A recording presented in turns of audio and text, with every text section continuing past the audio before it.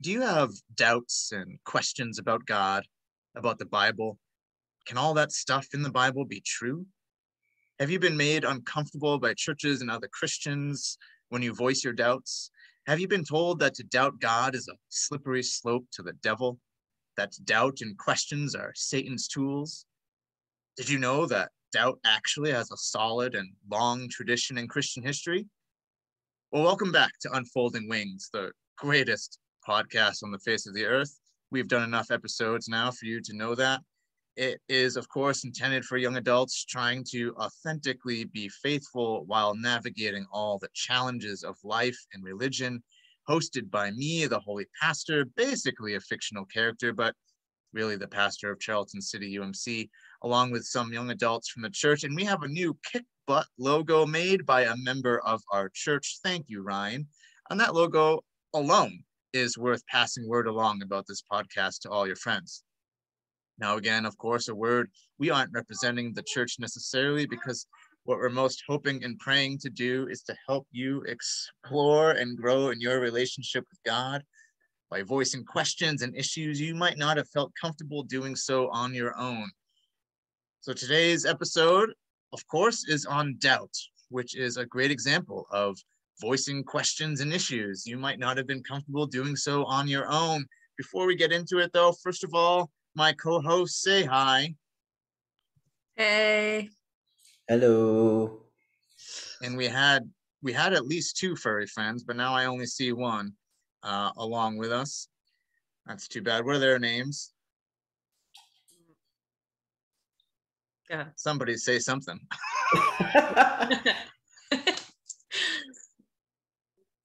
Diego. Hey, let go. Oh, okay, yeah. My cat. My cat's name is Baby, and she came with the name because I don't shop. Yeah, my cat name is Cassian. Because of Cassian from Star Wars, and his name that I adopted him from was Fritos, which that's why I changed it, because yeah. Well, it would have been a little bit more holy if it was Cassian, named after the character in Chronicles of Narnia, but that's okay. Also, my youngest son, Soren, might make a few appearances in the background saying, hey, I have a booger. So we'll just deal with all these extra co-hosts that we have. Now, usually I start with an introductory statement of some kind, but not really going to do that because I do think it's important that the younger generation of Christians feel confident in raising questions and doubts out loud in public without immediately being told the answer. I was doing quotation marks, just so you know. And also making sure that you're not being told that you should just believe everything that you've been taught. So probably at some point in this episode, we'll get to why, hopefully. But for now, let's start by voicing some major questions or doubts that you two have or have had about God, religion, Christianity, or any other related thing. Go. What are your doubts? I feel like everybody doubts the existence of God at some point, and if you don't, that is really cool. All right, yeah. So the existence of God, generally, that's number one. That's the major one. Yeah, absolutely. What else? Any other doubts or questions? Yeah, so mine is a little more blasphemous, I guess, but is God a good God? And I've always had doubts if Christianity is the right way to live. Thanks. All right. So does God exist? If God does exist, is God even good, or is he a tyrant? We certainly have both examples in the Bible. And then I'm trying to write these down so we can come back to them later. Is Christianity the right way to go? All right. Oh, just a good way to go, I guess, not the right way. A good way. Okay, is Christianity a good way to live? Also, yeah. this kind of goes hand in hand. There's like two sayings I really hate. One is it is what it is, and the other one is everything happens for a reason. Does everything happen for a reason? Yeah, I hate that. Yeah. I also hate that. I try very hard not to say it or confirm it when people say it, which is another way of asking, is God in control of everything? All right. Now, where I thought you were going, Diego, earlier, when I thought you were asking, is Christianity the right way to go? And not just a good way, but is it the only way to go? That's one of the questions that I know a lot of people have. Is Jesus the only way to be saved? All right, so these are some of the questions and doubts that you guys have. And I'll admit, of course, that I have many of these as well.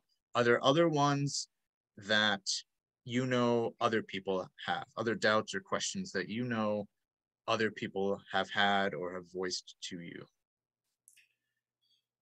I think one of the big ones, and that I had before in the past when I was younger, is like, why does God allow bad things to happen?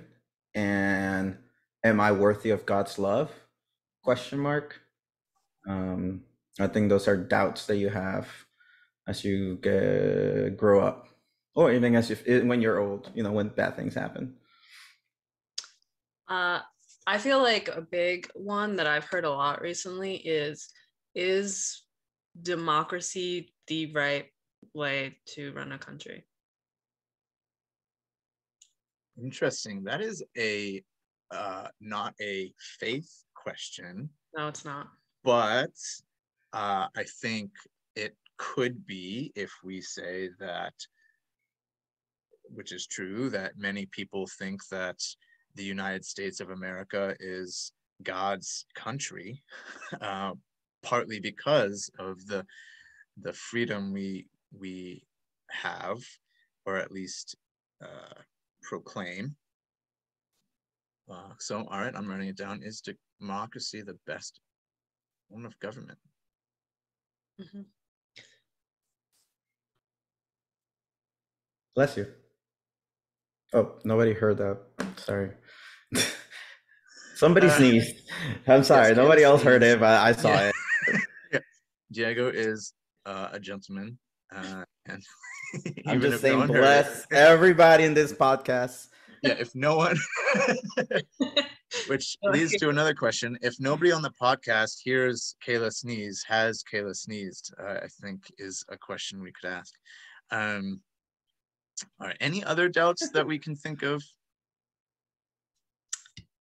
It's my dad, my real dad. No, just kidding. I know he's my dad, I think. Here's one that I grew up with a lot, that Halloween was bad, and if you celebrate Halloween, you're going to hell. Oof. All right. What is it about Halloween? Or Harry Potter? Yeah, or Harry Potter. Yeah. Yeah. Cool. I don't think of any.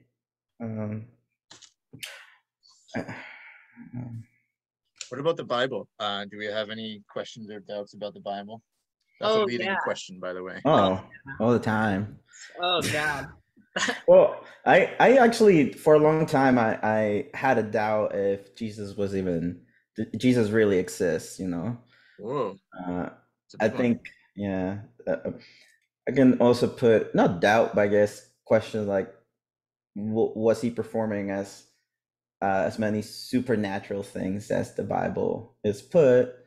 And then the other one would be, is the Bible, the way it is that we see it now, really a good representation of the way it was in the past? Or does it serve a different purpose? Dun dun dun. Is the Bible as truthful as they say, or did the writers take creative freedom when writing it? Which Bible is better, the Catholic one or the Protestant one? Yeah, or the Jehovah's Witness one, or the Mormon one, the Book of Mormon. Yeah. So the difference between the Catholic and the Protestant Bible is smaller than the other ones that we mentioned, but there is a difference. Protestants don't like to read. It's in the Bible. It said so. It, it is shorter. Yes, the Catholic Bible has more of the what they're called, the apocryphal books Mm-hmm. in the Old Testament. The Hebrew Bible, also known as the Old Testament, also has a different order to the books that are in there. All right, here comes Soren with a booger, in case you heard that. All right, you're a star now, man. Yeah, all right, so what is it? What is the Bible? It doesn't mean what we think it means. Does it mean for us what it meant to the people who wrote it? Who wrote it? Is it true? And what do we mean by is it true?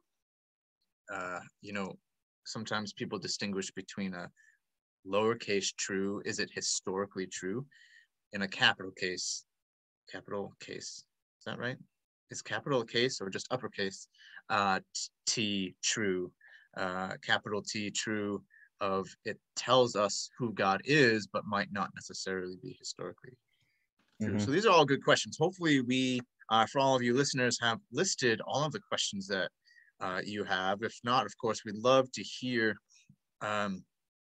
what questions you have and what you have struggled with in the past, so that we can perhaps address them in the future. But just as God is infinite, there are probably infinite ways of questioning God. So we'll move on for you and listening, but also because listeners can't answer this question right now. So Diego and Kayla, for you guys, what has your experience been when voicing your questions and doubts in the church, or when someone else has done so? So I feel like it's very hard to do that because of indoctrination. You know, as like for somebody that grew up in the church, so obviously I'm speaking from my own experience. It was very hard for me to question things because it was like I would feel guilty even now, questioning certain things that are said in the church and the ways, the views that are taught. It's like you have to think that way or you're just like this immoral bad person and you're what's the word, a part of the world. What's that word when you become part of the world? A conformist? Yes. Yes, you're a conformist. Yep.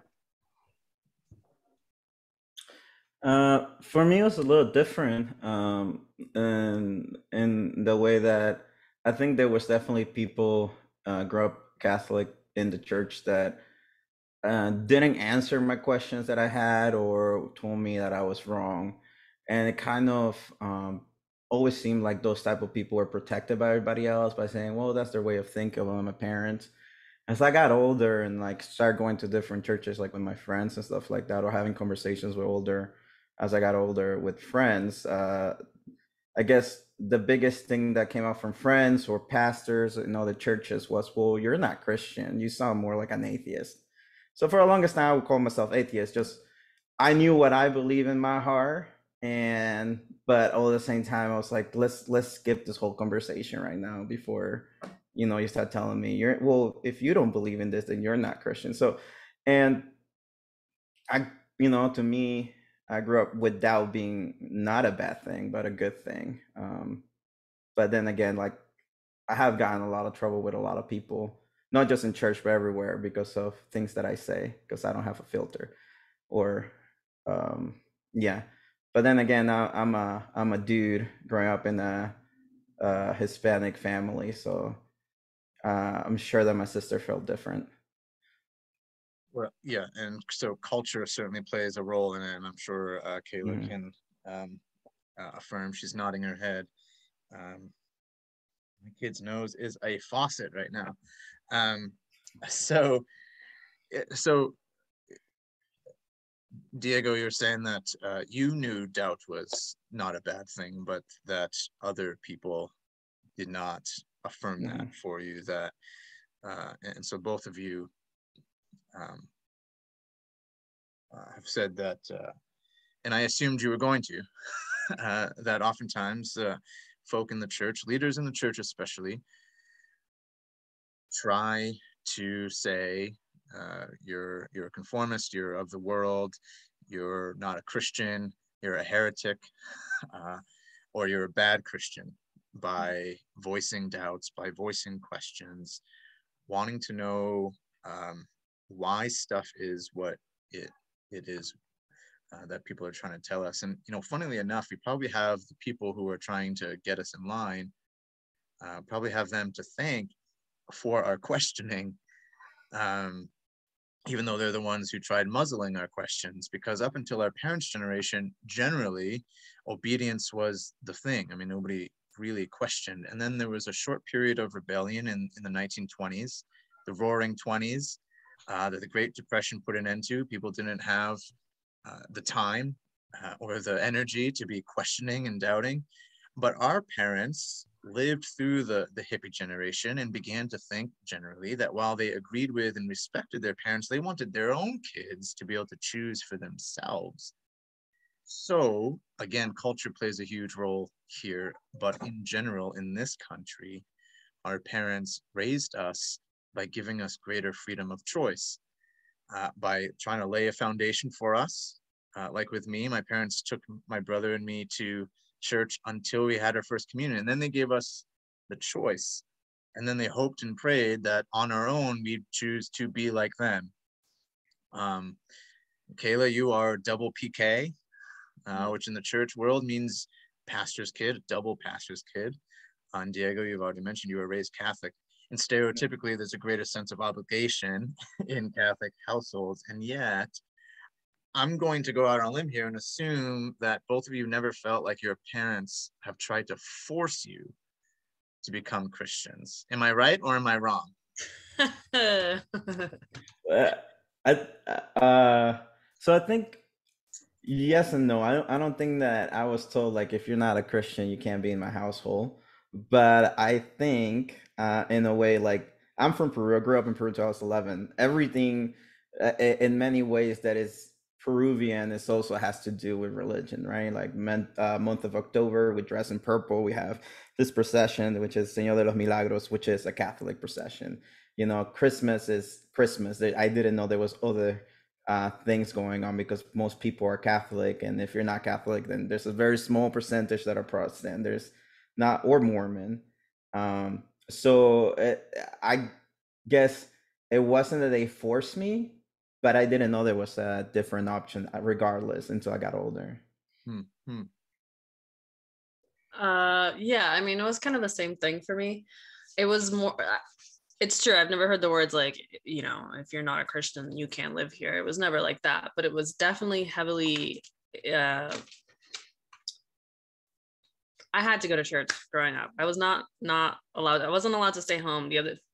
Both, as you said, both my parents are pastors. And so it wasn't really a choice. It was like, oh, mom, can I stay home? I had to be like dying in bed for me to get out. Cause I'd be like, I don't want to go to Sunday school. I hated Sunday school growing up. Still not a fan of Sunday school. So like every single time if Sunday rolled around, I was just like, oh, mom, please, can I just not go today? Like if I was just not feeling it. And she'd be like, nope, are you sick? No. Okay, then get up, get ready. We're going in 15 minutes. And I'd be like, dang it, So I get really mad. And then even I have like a funny story about my little brother. He hated Sunday school, big introvert. And I remember one time his Sunday school teacher came to find me and she was like, I don't know where your little brother is. And I was like, what? And he was hiding underneath my mom's car. That's like how much he did not want to go to Sunday school. Like he was like, I'd rather hide on the ground underneath this nasty car than go to Sunday school. So it's just like, it was very expected of us to go. Even as we got older, it's like, you live under my roof, it's my rules. Okay, so you had a different upbringing than I did, that's for sure. But let me throw this out there. If you were today on this podcast, if you were to publicly announce, hey, world, mom and dad, I don't believe in God no more, would they disown you? I mean, would they be, I'm sure they would be upset, right? But would they continue to try and convince you that you're wrong? If this was like 10 years ago, I would say that they would be very upset, right? Because like growing up all the time, my mom would be like, I prayed for you, you know, like the most important thing, I don't know if it's just like Hispanic households, but like praying for the salvation of your child's soul is like a daily routine prayer. So it's just like I'd hear it all the time. Like I prayed for all my children last night. You know, I prayed that, you know, your soul is saved, blah, blah, blah, all this stuff. So do I think now, today, if I was like, Mom, Dad, I don't believe in God, would they freak out? Or would they disown me? No. Would they freak out? Yeah. I know that they would sit me down and try to have like conversation, not to like force me into believing again, but to like figure out like what happened. Like, why don't you believe anymore? What questions do you have? Maybe we can answer them. As I have told my parents that before, like before I started going back to church, so about 5 years, 6 years ago, and I actually, you know, start kind of getting back into going to church and reading more into Christianity and God. They weren't so surprised. My parents, once they got divorced, like in 2006, neither of them went to back to church. I think that they were very disillusioned with the Catholic Church here in the States. It was very different than the Catholic Church back home. Although we had a lot of friends, we had a lot of nuns that helped us, a lot of sisters that did help us, and we still kept in contact with them. But I think, no, I think my mom was just like in the verge of like, you know, not believing in church, but believing in God kind of thing. I think my parents were more,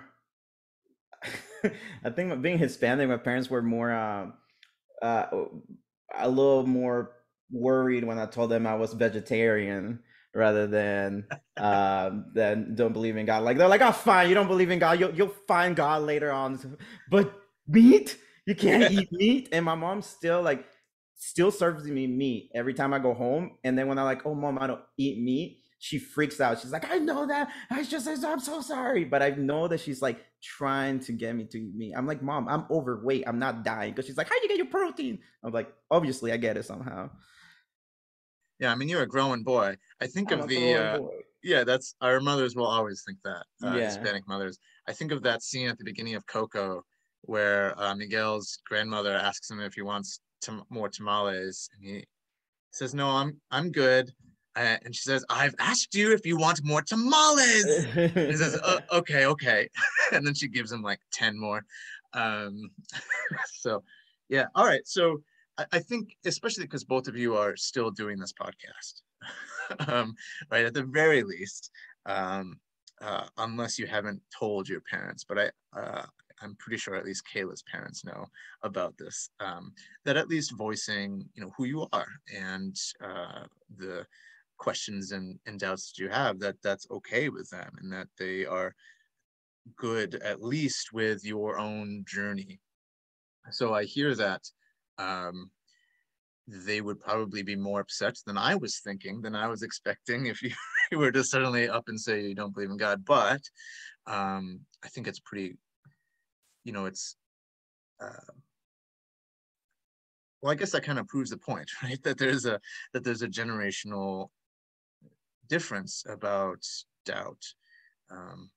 So either way, I guess our point is made. So that surprised me a little, but all right, we're moving on. So here's the next thing I had scripted for me to say. I don't know if this was a good transition from our previous conversation or not, but Scripted. None of this is scripted. All of this is just yeah. conversation.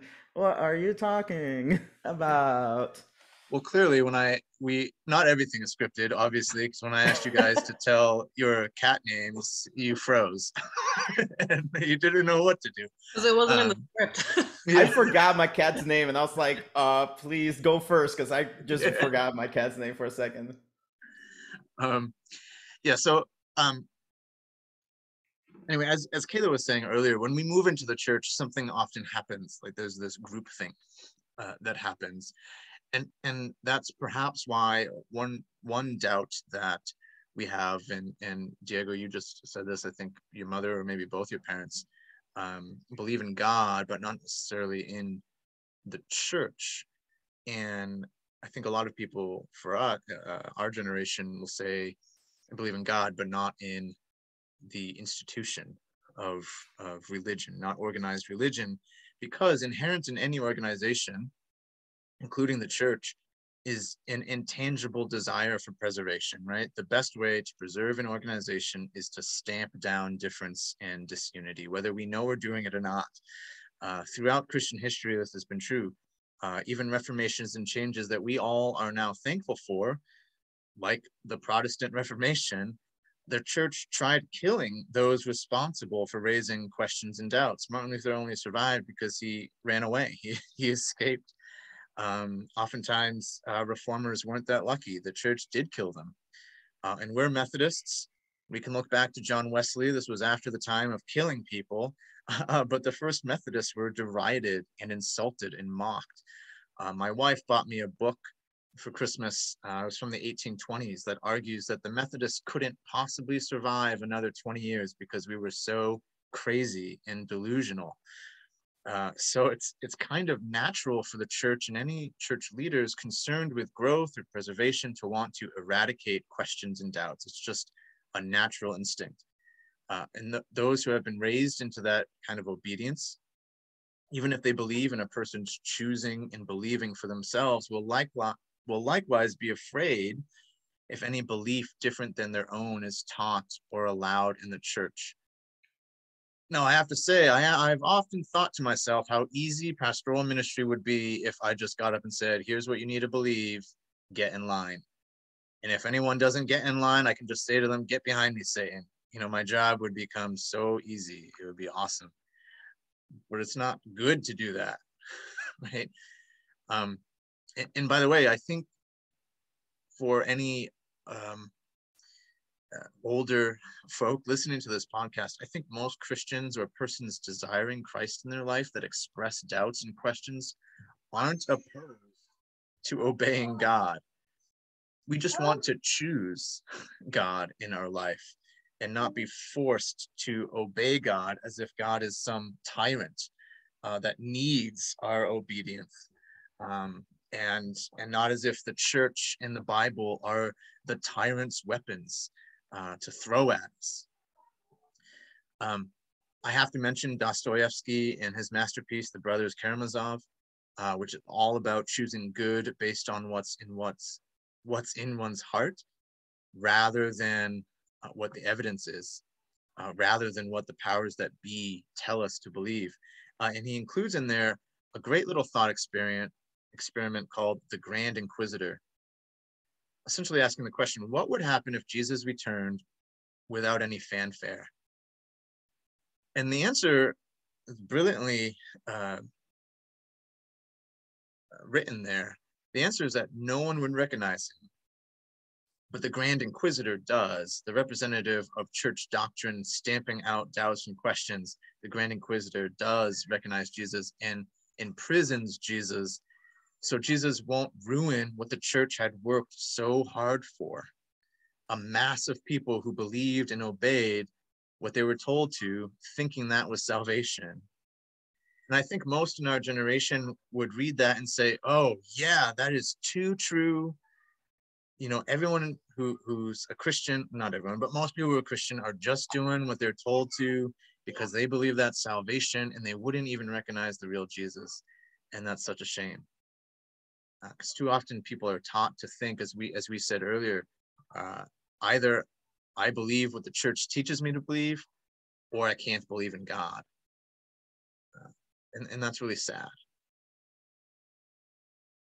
But using doubt and questioning to actually grow in faith and learn about God has often been considered a gift in Christian history. So at the same time as Christian leaders in the church have tried stamping out doubts, it's also been considered a gift. St. John of the Cross, who talked about the dark night of the soul, in particular said that without doubts, without questioning God, we won't be able to grow in God. So let's talk about how and why doubts might be a good thing for our individual faith, for the church, for the world, and what faithful doubts might look like for ourselves and our faith communities And let's start by asking this question. What benefit do you think for yourself in your life has expressing doubts? What benefits have there been for you when you express doubts or having doubts or perhaps thinking and praying through doubt? What benefits have there been in your life, if any?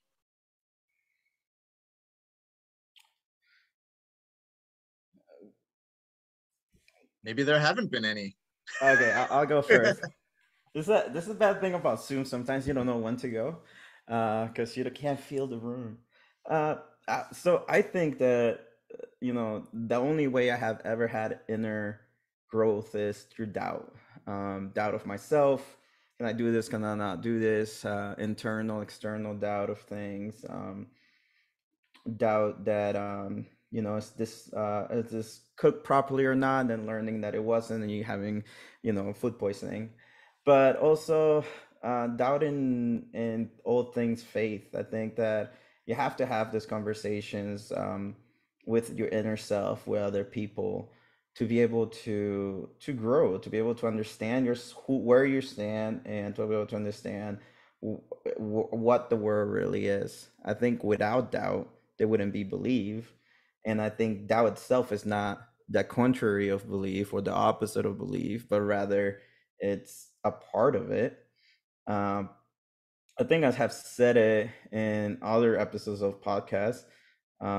Maybe I'm repeating myself, but I think that um, you know having um, having some part of you argue with yourself, it's a good thing. It's not a bad thing.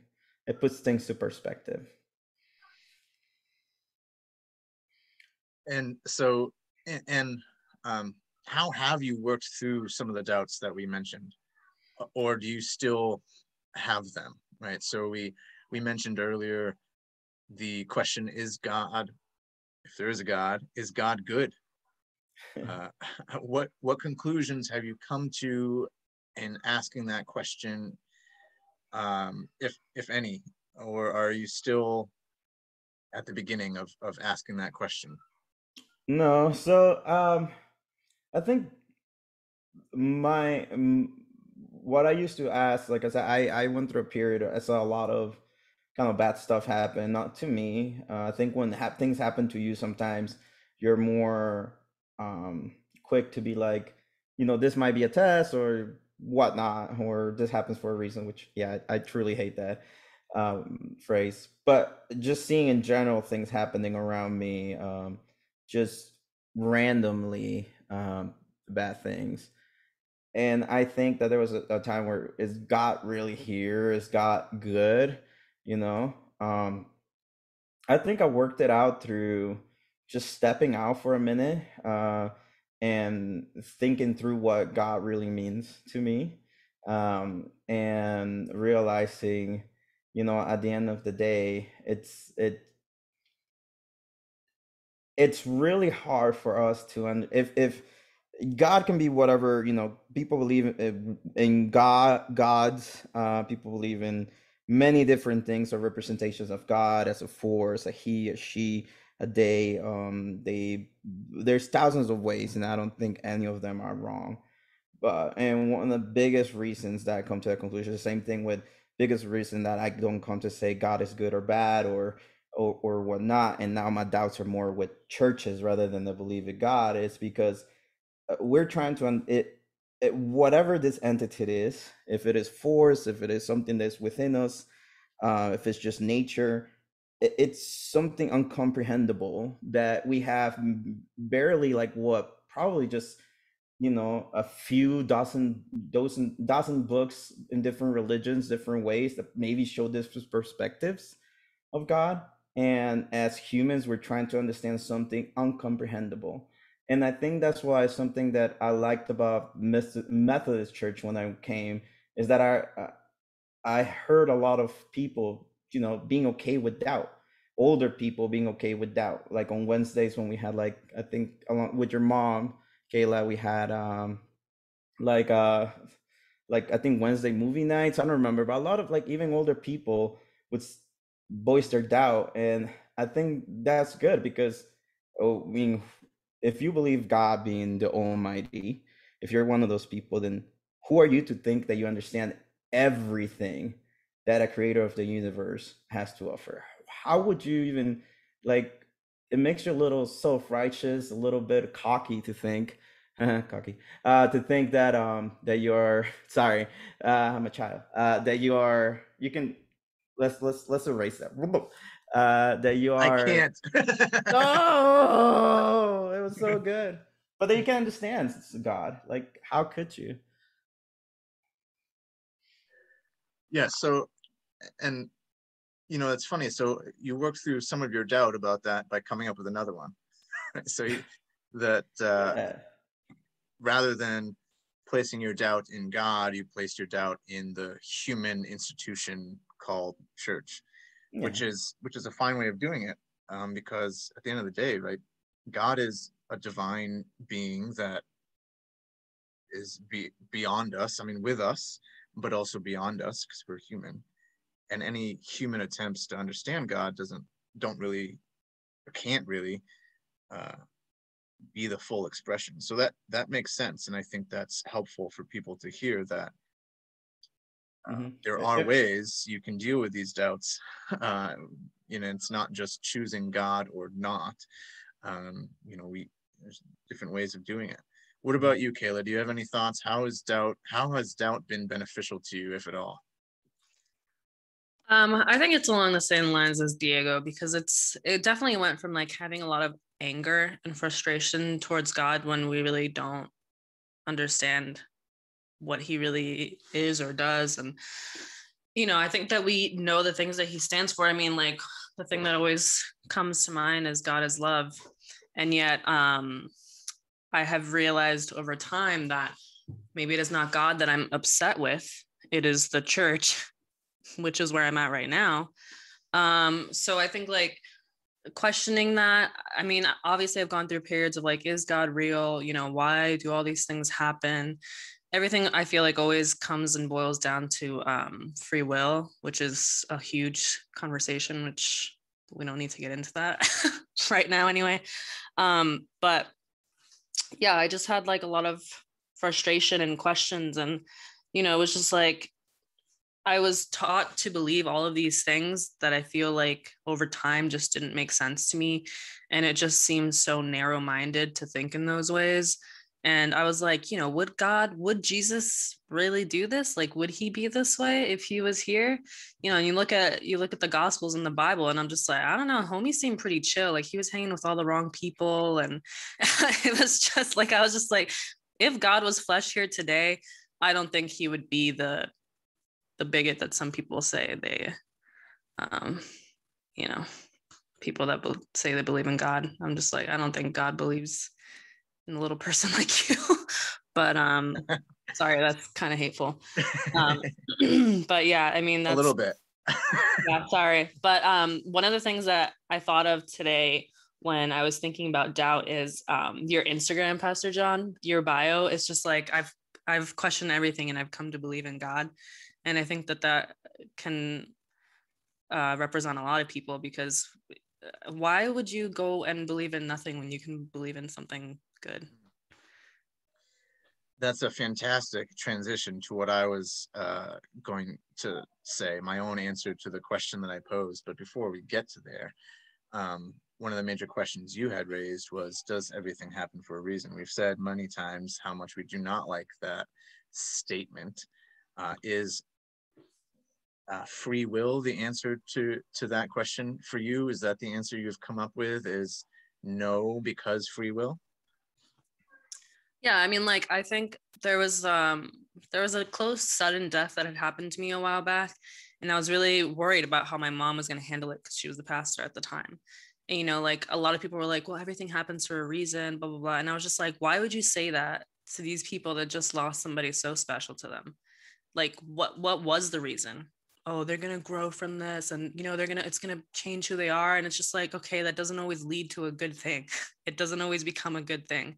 So it's just like, to say that everything happens for a reason, I just think is complete and utter bull. So I do think it is free will. And like things just happen. Sometimes bad things just happen.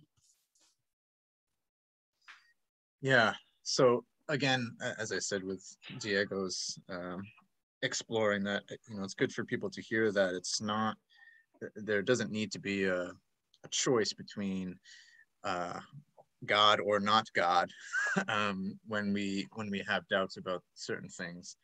But that is certainly a big one, and perhaps we'll have a whole episode about not only does everything happen for a reason, is God in control, but also the question that Diego had brought up about why do good things happen to bad people? Or no, that's not what I meant. Yeah, I mean, that's true too. But that is a good question. But why do bad things happen to good people? Or just why do bad things happen when they're just completely unexpected and tragic? But because that is a huge question. And I think even those who have a really, from the outside, a really strong faith, I think that even those people are questioning about it. But yeah, I think that, as you were saying, Kayla, it's, I actually forget what you were saying. That was a good transition to what I was going to say. But why would you believe in nothing when you can believe in something good? Aha, yes.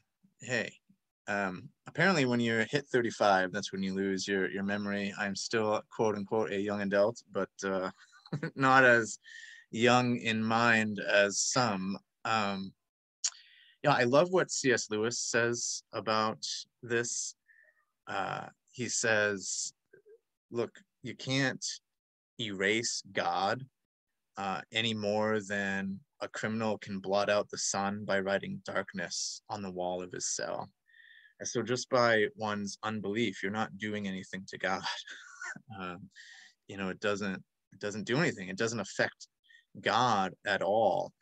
His existence, his love and his power are real regardless of whether we believe in it or not. But that also means, of course, that God can handle our questions and our doubt. Right? If our doubt can't erase God, then God is going to understand. He's going to be okay with our questioning. And there's a funny thing, or a relevant thing, I should say, that Jesus says. He's asked at one point, why did this person why was this person born with leprosy? Or I forget what the person was born with that they're asking about. Who sinned, right? Was it the person? Was it their parents who sinned? Right? There must be a reason for this. And Jesus says, nope, right? Nobody sinned. That's not why this happened. And he doesn't say it, but essentially what he's saying is, crap just happens sometimes. Which for a lot of people is a terrible answer, but hey, it's the answer Jesus himself gave. And just to say too, there are plenty of instances in the Bible where people are doubting, and not just doubting, but outright attacking God in their doubts.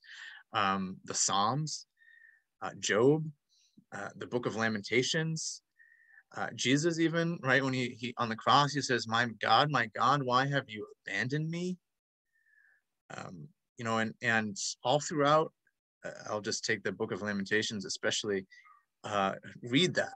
It's 5 chapters of heavy-hitting questions to God. People are asking God, where the heck are you? I can't see you. My life stinks. Our life stinks. The world is falling apart. How could you let this happen? I thought we were faithful, and you told us if you were, you would protect us. But look, babies are dying in the streets. God, are you even real? Are you there? Are you taking a vacation? All of these questions. And yet at the end of the day, they still end with, but I'll trust in you, God. I'll trust you because of what you've done in the past. And because life will stink even more if I don't. Like, I don't lose anything by trusting in you, but I lose a lot when I stop trusting in you. So essentially, doubt and faith, they can live side by side. allowing our journey with God through life to be real, so that we could live up to who we're supposed to be, who we're created to be. And we don't need to suppress who we are and exercise some impossible self-will and suppress all of our doubts to be good and stuff. So there was another question I was going to ask here, but we are going long. So what do you think, guys? Do you mind if I just keep talking for a little bit? Okay, I'm getting a lot of nods. People at home probably like, this guy, I hate his voice. He needs to be done. But I want to mention Brian McLaren. He has a book called Faith After Doubt. Sometimes a Christian may go through life without ever doubting or questioning. I guess, great, good for you. Congratulations, maybe you live on a farm in Idaho. But oftentimes people have these questions, as Diego said, even older people, when they're presented with a hard question like a baby dying for no reason. Why would God allow that to happen? So Brian McLaren's book is great, a great exploration. If you have time to read it, I'm not saying I agree with everything in there. I'm not even sure. Diego and Kayla, have you read the book? Do you know of it? No, I haven't read the book. Yeah, Kayla's so they obviously so they obviously can't say that they agree with everything in the book. They don't even know what's in there. But I highly encourage everyone to read it, regardless of whether you choose to believe in God or not. Also want to mention Brian Dawkins. Have you heard of him, Diego? And I'm asking you specifically because he is a famous biologist first. Wait, who? Brian Dawkins. Sounds familiar. Yeah. Sorry. There's also a famous Eagles safety named Brian Dawkins, but not the same person. But Brian Dawkins, the biologist, he first was famous for writing a book called The Selfish Gene. Yes, I know him now. Now that you mentioned that, I do. Yeah, so that book is about evolution, really, and what is behind it. But he also wrote a book called The God Delusion, because he is a huge, not just atheist, but anti-religion person. And the whole book was an argument of why people should not believe in God. And if you read it, though, the whole book is built upon assumptions of what people believe that I think are false, right? I think reading that book, I, along with many other Christians and theologians, would say, I also don't believe in the God you don't believe in. The problem is that most people think you have to believe in that distorted version of God and faith that we're taught. So what I'm getting at is that allowing for doubt in our lives and in our churches is often a way to protect the faith of others, that they aren't faced with those two choices: God the way the church teaches, or no God.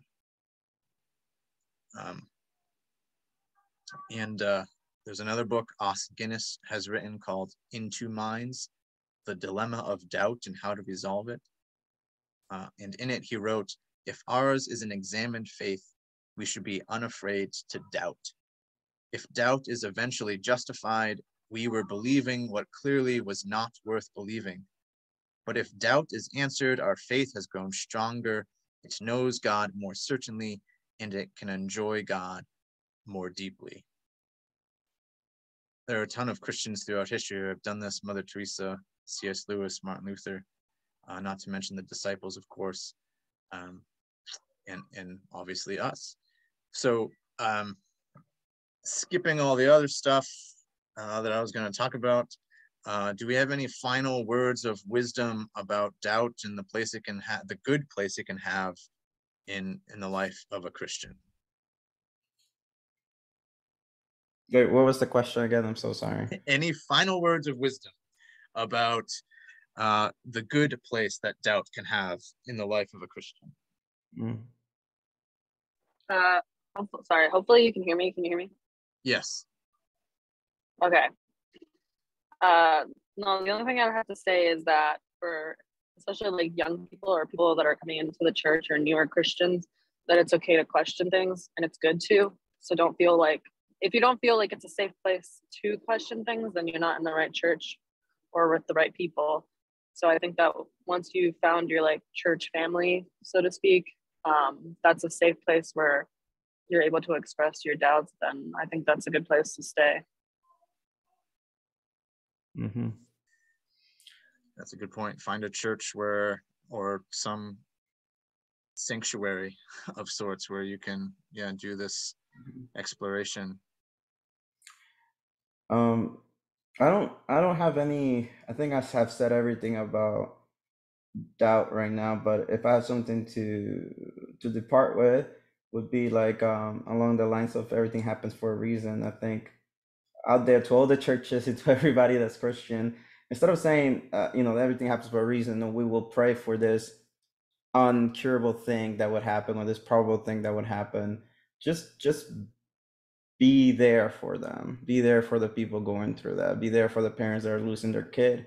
Be there for the parents who lost their kid, or the son who lost their parents. Just be there with them, because I think that's what church is for. It's it's not to pray for something that might get better, might not get better, and then this context of my own beliefs, but it really is so you can have family that will feel that pain with you, and that will have no shame or no they're not scared of feeling that pain with you, because they have God. And I think that's the most important part of it, rather than trying to be like Jesus and cure somebody.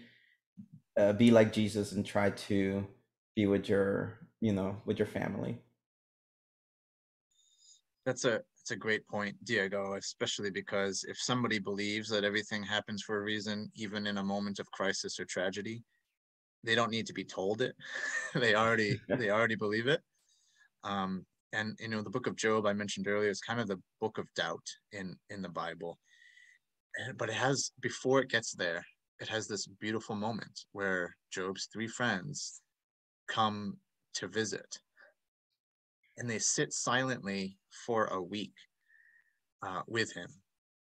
And just, that's awesome, right? And that's kind of what we're getting at. And God's love and being the presence of God's love for people is more important than what do people believe in this particular moment in time. And it's okay for them to doubt, as long as we are being the presence of God. So that's an awesome at some point. So excellent. Thank you, guys. As always, we won't tell anyone that Kayla was on her phone while driving and helping us film the end of this episode. But we'd love to hear from you. Again, if there are particular questions or things that you've doubted that you'd like us to explore in the future, let us know. But for now, we want you to feel confident in exploring with us. This is a safe place. Listening to this podcast is a safe place. You are not bad or faithless or a bad Christian just because you have questions, just because you doubt. So, all right, I think we've done our job here. Make sure to tell your friends about this podcast, subscribe, catch our new episodes every month, do whatever you can so that we can keep doing this good work. All right, say goodbye. Bye. Diego, since Kayla has already left. Take care, guys. Yeah, bye-bye. Until next time, keep holy and make sure you ask good questions.